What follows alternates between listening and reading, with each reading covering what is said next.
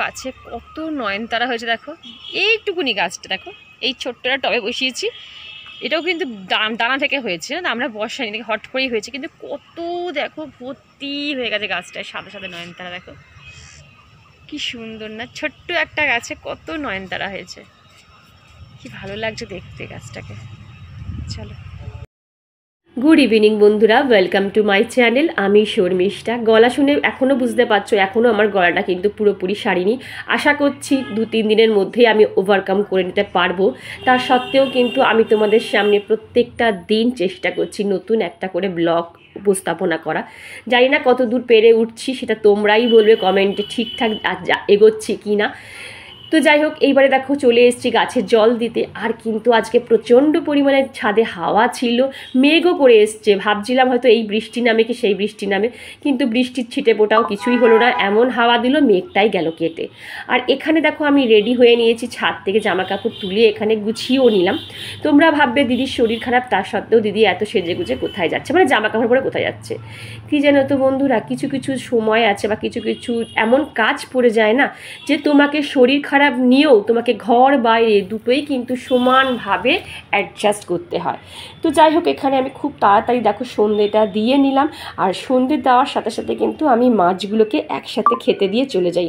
এই সময়টা ঠিক যখনই সন্ধ্যে দিতে আসি না, মাছগুলো সব এক জায়গায় চলে আসে।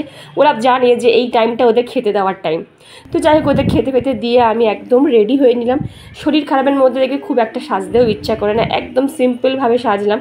আর ঠান্ডা লেগেছে তো প্রচণ্ড পরিমাণে গরম লাগছে, চুলটাও ছাড়তে ইচ্ছা করছিল না। চুলটায় কোনো রকম একটা খোপা টাইপের কিছু করে নিলাম, বান টাইপের করে নিলাম, একটু লিপস্টিক পরলাম। যাই হোক, নিজের শরীর খারাপ সেটাকে লোককে কেন বুঝতে দেবো বলে যে শরীরটা আমার খারাপ হয়েছে। তো যাই হোক, আমার এখানে আমি বেরিয়েও পড়লাম। তো যাব একটু বাজারে। তোমরা যারা মানে বেহালায় থাকো তারা জানো যে বেহালা বাজারে যাব। হঠাৎ করে না একটা অকেশান পড়ে গেছে, তার জন্য কিছু কেনাকাটি আছে, মানে গিফট হিসাবে কেনাকাটি, আমার না, গিফট হিসাবে কিনবো। এবার আমার হাজব্যান্ড এমন একটা বিজনেস করে, যাদের হাজব্যান্ডরা বিজনেস করে তারা জানে তাদের ওয়াইফকে কত কী সামলাতে হয়। আর ট্রামডিবুতে আসলে মা সিদ্ধেশ্বরী মাকে প্রণাম না করে, দর্শন না করে মনে হয় না কেউ এখান থেকে যায়, যারা ট্রামডিবু বাজারে আসে। এখানে দাঁড়ালেই না মানে মনটা, শরীরটা এতটা হালকা হয়ে যায় কি বলবো। তো যাই হোক, মাকে দর্শন করে চলে গেলাম। একটু দেখলাম যে কুর্তি ফুর্তিগুলো বেশ ভালোই, গরমের জন্য না বেশ ভালোই দেখলাম কুর্তি ফুর্তিগুলো সেল দিচ্ছে, মানে 300 টাকার কুর্তিগুলো খুব সুন্দর সুন্দর। মেয়েদের মন তো যেন ছুকছুক করে এইসব জিনিসে দেখার জন্য, বাট আমি কিন্তু কিছু কিনিনি। এখন আমি নিজেকে অনেক সংযত করে নিয়েছি ফালতু খরচার থেকে। যেটা দরকার আমি সেটাই কিনি, ফালতু খরচা কিন্তু আমি একদমই করি না। তো শাড়ি হিসাবে শাড়ি গিফট করব। দেখো এই সব তো আর হাজব্যান্ডরা কিনতে পারবে না দেখে শুনে, সেইগুলো আমাদের ওয়াইফদেরই করতে হবে। তো সেই জন্য চলে এসেছি আমি। আর এই হলুদ রঙের শাড়িটা আমার এত পছন্দ হয়েছে না, আমার হলুদ খুব প্রিয় একটা কালার। দেখবে হলুদ, অরেঞ্জ, বাসন্তী কালার এইগুলো না স্কিনটাকে ভীষণ করে ব্রাইট করে, মানে তোমার যে কোনো কমপ্লেক্সনে কিন্তু এই কালারটা খুব বেশি মানাবে। বাট মেটেরিয়াল কী বা এটা কী শাড়ি একদম আমাকে জিজ্ঞাসা করবে না, কারণ আমি কিন্তু শাড়ির ব্যাপারে পুরোপুরি বিগ জিরো। খুব একটা শাড়ি কিন্তু আমি কিনি না। আর এই শাড়িটাও কিন্তু ভীষণ পছন্দ হয়েছিল, বেশ 2-3 রকমের কন্ট্রাস্টের শাড়ি। এটা সব রকম এজের মানুষেরা কিন্তু খুব সুন্দরভাবে তাদের মানিয়ে যাবে।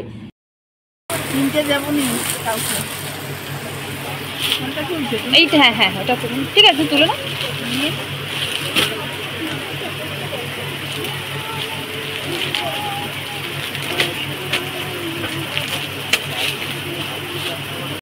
তো বন্ধুরা, অনেক শাড়ি ঘাটাঘাটি করে মোটামুটি একটা শাড়ি আমার পছন্দ হলো, সেটাই নিলাম। আর সবাই বললো খুব সুন্দর, এই শাড়িটাই নাও, তো নিয়েছি।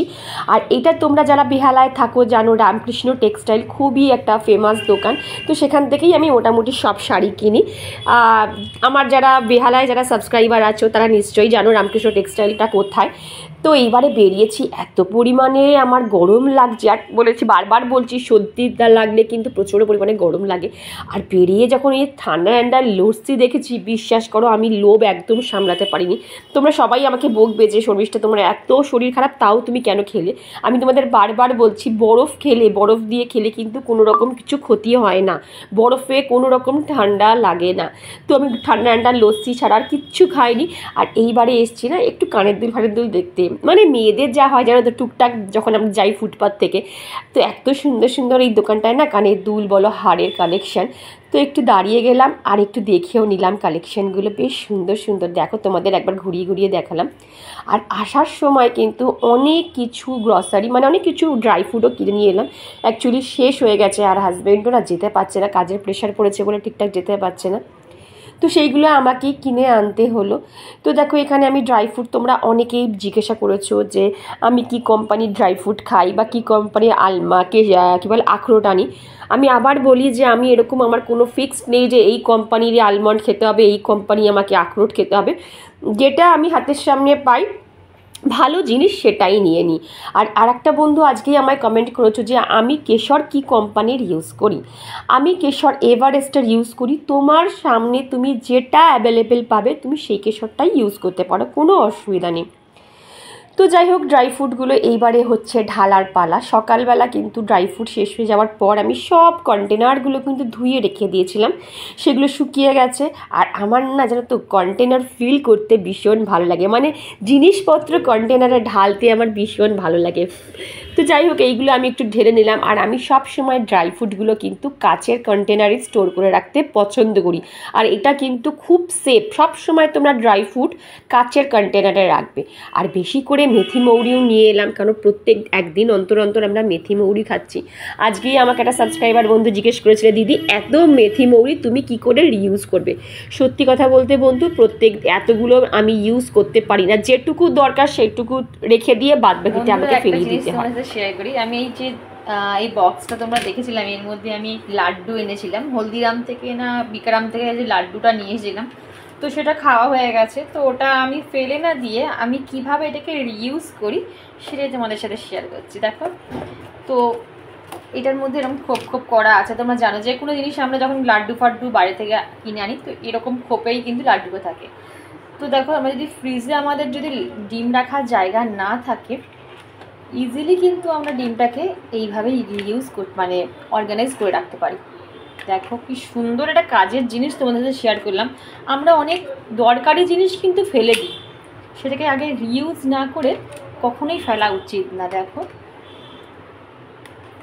কতগুলো ডিম দেখো ধরে গেল, দেখো কত সুন্দর অর্গানাইজ হয়ে গেল জিনিসটা।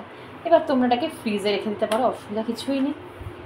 দেখেছো কত সুন্দর, এটা বেশ চওড়াও আছে, তোমার ডিমটা পড়ে যাবারও ভয় নেই। আর এই দেখো স্টোরেজও কম লাগলো, ফ্রিজের একটা জায়গায় এভাবে ঢুকে গেল। যদি তোমাদের এই টিপসটা ভালো লেগে থাকে তো অবশ্যই কিন্তু লাইক করবে আর কমেন্ট করে বলবে এই টিপসটা তোমাদের কেমন লাগলো। আমার ভিডিওতে কিন্তু প্রত্যেক দিন আমি কিছু না কিছু টিপস তোমাদের সাথে আমি শেয়ার করার চেষ্টা করি। এমন সুন্দর স্টোরেজ যে তুমি এটাকে ইজিলি কিন্তু ডিমটাকে তোমরা এইভাবে তোমরা ফ্রিজেও স্টোর করে রাখতে পারো। কারণ এখন যেহেতু গরমকাল পড়ে গেছে, এখন কিন্তু ফ্রিজে ডিম না রাখলে ডিম নষ্ট হয়ে যাবে। তো দেখো আমার সুন্দরভাবে স্টোর হয়ে গেলো। এবার যখন আমার ইউজ করতে হবে আমি একটা করে নিয়ে নিতে পারবো, অসুবিধা কিছুই নেই। তো চলো বন্ধুরা আর একটা জিনিস তোমাদের সাথে শেয়ার করি, যেটা আমি হোমমেড যে রুম ফ্রেশনার আমি ইউজ করি সেটা তোমাদের সাথে আজকে শেয়ার করি। এইটা কিন্তু আমি আগেও একটা ব্লগে শেয়ার করেছিলাম। তো এখন নতুন অনেক সাবস্ক্রাইবার বন্ধু আমার চ্যানেলে অ্যাড হয়েছে, যারা হয়তো সেই ভিডিওটা দেখোনি, ওই জন্য আরেকবার আমি তোমাদের জন্য এই ভিডিওটা করলাম। আর দেখো এখানে আমি একটা স্প্রেয়ারের মধ্যে মানে স্প্রে বোতলের মধ্যে হাফ বোতল জল নিয়েছি, আর তার মধ্যে নেব আমি 2 চামচ ফেব্রিক মানে কমফর্ট ফেব্রিক কন্ডিশনার। তোমরা যে কোনো স্মেল ইউজ করতে পারো, মানে গ্রিনটাও ইউজ করতে পারো, ব্লুটাও করতে পারো, পিঙ্কটাও করতে পারো। এইবারে ভালো করে শেক করে নিয়ে কিন্তু তোমরা রুমে, টয়লেটে, তোমাদের কার্টেনে, যেখানে খুশি, ইভেন তোমরা কোনো রকম ধরো জামা কাপড়েও স্প্রে করতে পারো যাতে কোনো বাজে গন্ধ না আসে। আমি বলবো দারুণ, তোমরা একবার ট্রাই করে আমাকে অবশ্যই এর ফিডব্যাকটা দিও। এই তোমাদের ফিডব্যাকের আশায় কিন্তু আমি রইলাম। তো বন্ধুরা এটা কিন্তু পরের দিনের সকালের ভিডিও তোমাদের সাথে শেয়ার করছি। ঘুম থেকে উঠে ভালো করে কিন্তু আমি চোখে মিনিমাম 15 বার আমি জলের ঝাপটা দিই, ঠান্ডা জলের ঝাপটা দিই, যতক্ষণ না আমার ঘুম কাটছে। তোমরা এটা করে দেখবে, যদি তোমাদের মধ্যে ঝিমনি ভাব আসে বা ঘুম চোখ থেকে না সরে, বারবার করে তোমরা ঠান্ডা জলের ঝাপটা দেবে, চোখ খুলে, চোখ বন্ধ করে না, চোখ খুলে। তারপর তোমরা ফ্রিজ থেকে ঠান্ডা ঠান্ডা টোনার ভালো করে মুখে স্প্রে করবে। দেখবে তোমাদের 1 নিমিষের মধ্যে কিন্তু তোমাদের ঘুম পুরোপুরি গায়েব। তো যাই হোক, আমার এখান থেকে আমাদের চোখ দিয়ে ঘুম চলে গায়েব হয়ে গেছে। এবারে চলে এসেছি কিন্তু বাইরেটা পরিষ্কার করতে। সপ্তাহে 2 দিন আমি এখানটা ভালো করে পরিষ্কার করে নিই। আগে তো আমি প্রত্যেকটা দিনই না ভালো করে জল দিয়ে পরিষ্কার করে দিতাম, কিন্তু যেহেতু এখানে পাতা ফুল ঠুল পড়ে, তো এখানে যদি আমি সব কিছু ফেলি না, নিচে পাইপে গিয়ে না ওইগুলো আটকে যাচ্ছে। তো ওই জন্য আমি কি করি, সপ্তাহে 5 দিন আমি ঝাঁটা দিয়ে যত নোংরাগুলো সেগুলোকে তুলে আমি ডাস্টবিনে ফেলে দিই। আর 1 দিন কি 2 দিন কিন্তু জায়গাটা, ফ্লোরটা আমি খুব সুন্দরভাবে পরিষ্কার করে দিই, মানে জল দিয়ে পরিষ্কার করে দিই। তারপরে এইবারে দেখো, আমি পাপোশগুলোকে, 2টো পাপোশ ছিল সেটাকে ভিজিয়ে নিলাম। আমি অল্টারনেট ডে হিসাবে পাপোশ কাচি, মানে এতগুলো ঘরের পাপোশ তো একবারে কাচা সম্ভব না, 2টো করে পাপোশ কেচে নিলাম। আর এখানে দেখো, আগের দিন রাতের বেলা না ছাতুটা শেষ হয়ে গেছিলো, ঢালতে ভুলে গেছি জানো তো, ভেবেছিলাম পরের দিন ঢেলে নেবো। আর দেখো, তাড়াহুড়ো করে 12 টাওয়ারে গিয়ে যদি কোনো কাজ করতে যাও, সেটা কতটা ব্যাঘাত ঘটে বা কতটা ক্ষতি হয় তোমাদের সামনেই আমি প্রমাণ দিলাম। আমার অনেকটা ছাতু কিন্তু গ্যাসের ওপরে পড়ে গেল। এই কাজটা যদি আমি আগের দিন রাতে অ্যাডভান্স করে নিতাম, আস্তে আস্তে করতাম, তাহলে হয়তো আমার এতটা ছাতু অপচয় হতো না। তো যাই হোক, ভুল হয়ে গেছে, আমি স্বীকার করে নিচ্ছি, এটা আমার আগে করে নেওয়া উচিত ছিল। তো যাই হোক, ভুল মানুষ মাত্রই হয়। তো আমার এখানে মেয়ের দুধটাও জাল দেওয়া হয়ে গেছে, মেয়ে স্কুলে যাবে। তো চলো দেখতে থাকো ব্লগটা বন্ধুরা। Good morning everyone, welcome to my channel. আমি শর্মিষ্ঠা। তো জাস্ট নাও মেয়ে স্কুলে বেরিয়ে গেল, তো ভাবলাম না ক্যামেরা অন করে 5 মিনিটের জন্য বন্ধুদের সাথে একটু বক করে নিই। সবসময় তো আমি ক্যামেরার পেছন থেকেই গুড মর্নিংটা বলি, তো ভাবলাম না আজকে একটু সামনাসামনি এসেই বন্ধুদের সাথে কথা বলে নিই। সকালবেলা ঘুম থেকে উঠে না একদমই সময় থাকে না ক্যামেরা অন করে তোমাদের গুড মর্নিং জানানোর।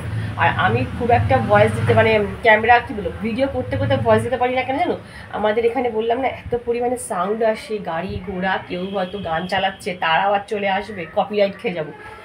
তো যাই হোক, ওই জন্য আমি খুব একটা ক্যামেরা অন করতে পারি না। তো তোমাদের ওখানে কেমন ওয়েদার অবশ্যই কমেন্ট করে বলো, কারণ আমাদের এখানে মোটামুটি কাল থেকে একটু হলেও তুলনামূলক ওয়েদারটা বেশ ভালোই আছে, মানে সে ভ্যাপসানি গরমটা কিন্তু এখন আর নেই। আর আজকে হচ্ছে আইসিএসসি বোর্ডের রেজাল্ট। জানি প্রত্যেকটা মা বাবার আজকে প্রচণ্ড পরিমাণে টেনশন হচ্ছে, মা বাবা স্টুডেন্ট সবারই। তো টেনশন করে লাভ নেই, যেটা হবে সেটা তো অ্যাকসেপ্ট করতেই হবে, কারণ জীবনে আপস অ্যান্ড ডাউন আছেই। তো চলো, সবাইকে আমি অগ্রিম কনগ্র্যাচুলেশনস জানিয়ে দিচ্ছি নতুন জীবনের জন্য। আর এবার শুরু করা যাক, আমি ব্লগটা শুরু করি, অনেকটা বেলা হয়ে গেল, আবার ফিরছি, আবার কিছুক্ষণ পর আবার আসছি। চলো, যে কোনো কঠিন পরিস্থিতি আসুক না কেন, মা বাবাকে কিন্তু শক্ত হাতে হাল ধরতে হয়। সন্তানের সামনে কখনোই তাদের উইকনেসটা দেখাতে নেই, যে আমরা টেনশন করছি, আমরা ওয়ারিড আছি তোর জন্য, কি হবে, এই পাস করবি তো, এই এত পার্সেন্টেজ পাবি তো, কখনো সন্তানদের বলবেন না। সবসময় বলবে যা পাবি সেটাই মেনে নিবি, মানে ওদের এনকারেজ করবে। দেখবে তোমার মনের জোর, তোমার শক্তি ওর কাছে কিন্তু সবচেয়ে বড় মনের জোর হিসাবে পরিপূর্ণ হবে। তো যাই হোক, আমি আমার মেয়ের সামনে এইভাবেই থাকি, আমার হাজব্যান্ডও এইভাবে থাকে, সবসময় ওকে আমরা বলি যা হবে, কোনো চাপ নিবি না, বিনা চাপে জীবনে এগিয়ে যা। চাপ নিয়ে বেশি দূর কিন্তু এগোনো যায় না। দেখবে যত তোমার হালকা হবে, তত তুমি স্মুথলি এগিয়ে যাবে। আর কাঁধে প্রেশার নিয়ে একটা মানুষ কিন্তু বেশি দূর এগোতে পারে না। এটা কিন্তু আমার কথা না, অনেক বড় বড় বিজ্ঞানী ব্যক্তির কথা। তো যাই হোক, দেখো এখানে অনেক দিন ধরে ভাবছিলাম মেয়ের স্টাডি টেবিলটা পরিষ্কার করব, আর করাই হচ্ছে না, যেহেতু শরীরটা ভালো যাচ্ছে না। তো আজকে কিন্তু আমি করেই ফেললাম। আর এখানে সোফাটাকেও একটু ক্লিন করে নিলাম, বাট সোফাটা খুব একটা অপরিষ্কার ছিল না, যেহেতু মেয়ে এখন খুব একটা এই ঘরে পড়ছে না, এই ঘরটা প্রচণ্ড পরিমাণে গরম, ও ম্যাক্সিমাম বেডরুমেই পড়ছে, তাও একটু ঝেড়ে ফুচে দিলাম, পরিষ্কার করে নিলাম। আমি প্রায় প্রত্যেক দিনই একটা করে কমেন্ট পাই যে দিদি তুমি তোমার রুম ট্যুর দাও, হাউস ট্যুর দাও। দেখো, আমি তোমাদের আরও অনেক আগেও বলেছি যে আমার কিন্তু এখনও বাড়ি কমপ্লিট নয়, মানে ঘরের অনেক কাজ আছে যেগুলো আমার পেন্ডিং হয়ে গেছে। বোঝোই তো, সাধারণ মধ্যবিত্ত ঘরের মানুষ আমরা, আমাদের একবারে কিন্তু কোনো কাজ কমপ্লিট হয় না, আস্তে আস্তে ধাপে ধাপে করতে হয়। এখন আমার মেইন ফোকাস হচ্ছে আমার মেয়েকে মেয়ের এডুকেশন পারপাসে খরচা করা। আর যেহেতু এখন মেয়ে একটু উঁচু ক্লাসে উঠে গেছে, ওর পেছনে এখন মোটামুটি এডুকেশন পারপাসে প্রচুর খরচা হচ্ছে, তাই এখন ঘরের কিছু করার নিয়ে বা এক্সট্রা কিছু করার জন্য ভাবছি না। যখন পুরো ঘর বাড়ি আমি কমপ্লিট করতে পারবো, ইভেন আমি ঘরও এখনও রং করে উঠতে পারিনি, তোমরা দেখতেই পাও, সব যখন কমপ্লিট করে উঠতে পারবো তখন অবশ্যই তোমাদের সবার ফার্স্ট রুম ট্যুরটা তোমাদের সাথেই আমি শেয়ার করব। তো ওই জন্যই আর আমি এখন ঠিকঠাকভাবে শেয়ার করতে পারি না, তো কিছু মনে করো। তাও তো আমি সব কিছুই দেখাই তোমাদের। আমার একটাই বেডরুম, ডাইনিং রুম, মেয়ের একটা স্টাডি রুম, যেটুকু পারি সবই তো তোমাদের সাথে শেয়ার করি, লুকিয়ে আমি কিছুই রাখি না। আর এখানে দেখো হাজব্যান্ড বললো আজকে ভাত ডাল আর একটা ডিমের অমলেট খাবে, ও টিফিনে খাবে, তো সেই জন্যই ভাতটা দিয়ে দিলাম। আর তোমরা ভেবো না যে দিদি ভাত কেন হাত দিয়ে বাড়ছে, কারণ এইটা না এক্সট্রা ভাত ছিল, সেটাকে গরম করে নিয়েছিলাম, সেটা আমি, মা আর হাজব্যান্ড তিনজনেই টিফিনে খেয়ে নেবো। তো ওকে অমলেট করে দিলাম গরম গরম, মানে একটু পেঁয়াজ লঙ্কা গোলমরিচ দিয়ে একটু অমলেট করে দিলাম, আর ডাল আর ভাত এটাইও কিন্তু আজকে টিফিন করে নেবে। হাজব্যান্ড চলে যাবার পর আমি আর মা দুজনে মিলে খেয়ে, তো খাওয়া দাওয়া কমপ্লিট হয়ে যাবার পর চলে এলাম এখানে টুকটাক জামা কাপড় গোছানোর জন্য। এখানে সকালবেলা যে জামা কাপড়গুলো কেচে দিয়েছিলাম সেইগুলো শুকিয়ে গেছে, তো ভাবলাম না আগে এগুলো পাট করে তুলে নিই। আমি না বিছানার মধ্যে জামা কাপড় স্তূপাকার থাকলে আমার মাথা প্রচণ্ড গরম হয়ে যায়, আর কেমন নিজেকে ডিপ্রেসড লাগে, তো ওইগুলোকে আগে ভালো করে গুছিয়ে নিলাম। আর আমাদের এখানে কিন্তু মোটামুটি মেঘ ডাকতে শুরু করে দিচ্ছে, আর টিপ টিপ করে বৃষ্টি পড়ছে, বাট গরম কিন্তু কমেনি। জানি না বৃষ্টিটা হবে কি না। আর এখন আমি ভয়েস ওভার দিচ্ছি। তো এখন এখানে আমি শাক কাটতে চলে এসেছি, মুখে কিছুই রুচি নেই, কিছুই ভালো লাগছে না। হাজব্যান্ড বললো শাকটা নিয়ে এসেছি, দেখো শাক ডাটা চেবালে হয়তো বা শাকটা খেলে তোমার মুখে একটু রুচি আসতে পারে। তো বন্ধুরা এখন লাউ শাকটা বসিয়ে নেবো। এখানে তেলের মধ্যে আমি ফোড়ন দিয়েছি গোটা জিরে, আর গোটা জিরেটা ফোড়ন হয়ে গেছে, এবার আমি আলুটা দিয়ে দিই। আবার আলুটা একটু ভাজা ভাজা হলে তারপরে আমি শাকটা দেবো। তো বন্ধুরা দেখো আমার এখানে আলুটা কিন্তু লাল লাল করে ভাজা হয়ে গেছে। আমি একদম সিম্পলভাবে শাক করব, বিশ্বাস করো। তো একটু হলুদ দেবো, একটু নুন দেবো পরিমাণ মতন। আর নুনটা না আমি প্রথমে খুব কম দিই। আগে কি হতো জানো তো, শাকের মধ্যে প্রথমে নুন দিয়ে দিতাম, বুঝতে পারতাম না। এবার যখন শাকের জল কমে যেত, যখন শাকটা অল্প হয়ে যেত, তখন ভাবতাম যে মা আমি তো অনেকটা বেশি নুন দিয়েছি, মানে শাকের থেকে নুনের পরিমাণ বেশি হয়ে যেত। এখন আমি কি করি, একদম প্রথমে একটুখানি নুন দিই যাতে শাকের জলটা মরে যায়, একদম লাস্টে গিয়ে তারপরে চেকে দেখি, তারপরে গিয়ে নুনটা দিই। আর শাকটা না অনেকে কি করে জানো তো, আগে থেকে একটু সেদ্ধ করে নিয়ে, মানে ভাপিয়ে নিয়ে জলটা ফেলে দিলে তাহলে কি হয়ে যায়, কোয়ান্টিটি কম হয়ে যায়, তখন কিন্তু নুনের পরিমাণটা বেশ ভালো মতন বোঝা যায়। আমি ভুলে গেছি, আমি একেবারেই করে নিয়েছি। যাই হোক আমার এখানে শাকটা মজে গেছে, নামানোর আগে একটু সর্ষে আর পোস্ত বাটা দিয়ে নামানো। তো এখানে আমি আর একটা প্যান নামিয়ে নিয়েছি, ফ্রাইং প্যান। ভাবলাম যে না এখানে শাকটা হোক, ততক্ষণ আমি এখানে না কুমড়োগুলো, পটল কুমড়ো আজকে আলু সবই ভাজা করব, তো সেইগুলোকে একটু ভাজ দিয়ে দিই, তাহলে আমার খুব তাড়াতাড়ি হয়ে যাবে। শরীর খারাপের মধ্যে যতটা তাড়াতাড়ি কাজবাজ করে একটু রেস্ট নেওয়া যায় ততটাই ভালো হয়। তো যাই হোক এখানে আমি ভাজতে দিয়ে দিলাম। আর এতক্ষণ ধৈর্য সহকারে আমার যারা পুরো ব্লগটা দেখলে তাদের অন্তর থেকে অনেক অনেক ধন্যবাদ। আর যারা চ্যানেলটা এখনও সাবস্ক্রাইব করনি তাদের কাছে অনুরোধ রইল, চ্যানেলটা বা ভিডিওটা যদি তোমাদের কাছে এতটুকু ভালো লেগে থাকে তাহলে প্লিজ চ্যানেলটা সাবস্ক্রাইব করে আমার পাশে থেকো। আজ কিন্তু আমার এক সাবস্ক্রাইবার বন্ধু, তার নাম কণিকা, ওর মেয়ের রেজাল্ট বেরিয়েছে, ওর মেয়ে কিন্তু 92% পেয়ে পাশ করেছে। তো কনগ্র্যাচুলেশনস, আমার তরফ থেকে তোমাকে অনেক অনেক অভিনন্দন, শুভেচ্ছা ও ভালোবাসা জানালাম। তুমি জীবনে যা হতে চাও ভগবান যেন তোমাকে তাই তৈরি করে। আমি তো তোমার নামটা জানি না। আর আজকে আমার ভাগ্নিরও রেজাল্ট বেরিয়েছে, ও খুব সুন্দরভাবে পাশ করেছে। তো সবাইকে আমি অনেক অনেক অভিনন্দন ও শুভেচ্ছা জানালাম। গুড আফটারনুন বন্ধুরা, এখন ঘড়িতে বাজে 12টা 15। আর রান্না বান্না মোটামুটি সব কমপ্লিট হয়ে গেছে। ডাল করেছিলাম, লাউ শাক, কুমড়ো ভাজা, পটল ভাজা, আলু ভাজা আর আমের টক। এই হচ্ছে আমার আজকের লাঞ্চ মেনু, একদম শর্টে কি তাও অনেকগুলোই হয়ে গেছে। ভিডিওটা আর বেশি বড় করছি না, এইটুকুই রাখছি।